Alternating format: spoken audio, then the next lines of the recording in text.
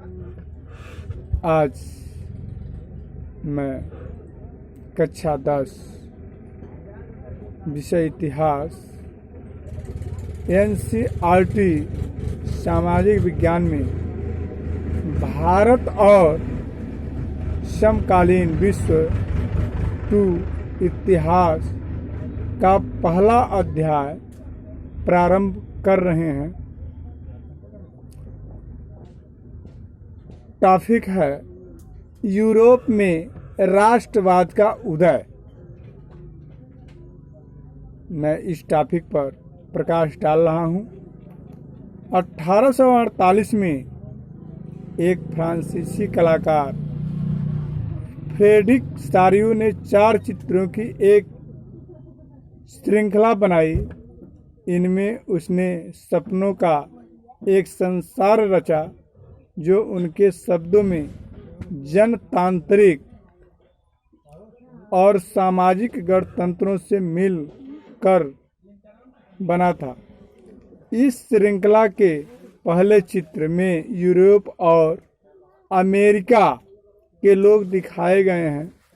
सभी उम्र और सामाजिक वर्गों के स्त्री पुरुष एक लंबी कतार में स्वतंत्रता की प्रतिमा की वंदना करते हुए जा रहे हैं।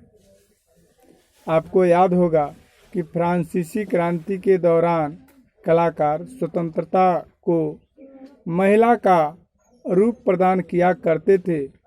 यहाँ भी आप ज्ञानोदय की मिसाल को पहचाना जा सकता है,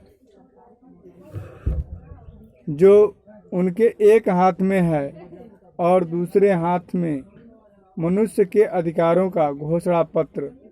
प्रतिमा के सामने जमीन पर निरंकुश संस्थानों के ध्वस्त अवशेष बिखरे हुए हैं। सारियू ने कल्पनादर्श कोष्ठ में यूटोपिया में दुनिया के लोग अलग राष्ट्रों के समूहों में बटे हुए हैं, जिनकी पहचान उनके कपड़ों और राष्ट्रीय पोशाक से होती है। स्वतंत्रता की मूर्ति से कहीं आगे इस जुलूस का नेतृत्व कर रहे हैं संयुक्त राज्य अमेरिका और स्विट्जरलैंड, जो तब तक एक राष्ट्र राज्य बन चुके थे। फ्रांस जो क्रांतिकारी तिरंगे से पहचाना जा सकता है। कुछ शब्द के अर्थ हैं निरंकुशवाद,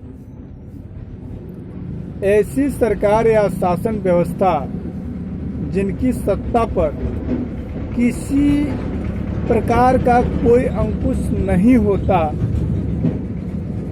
इतिहास में ऐसी राजशाही सरकारों को निरंकुश सरकार कहा जाता है, जो अत्यंत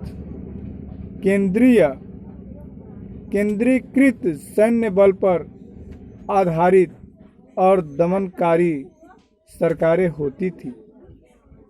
कल्पनादर्श कोष्ठ में यूटोपिया एक ऐसे समाज की कल्पना जो इतना आदर्श है, जिनकी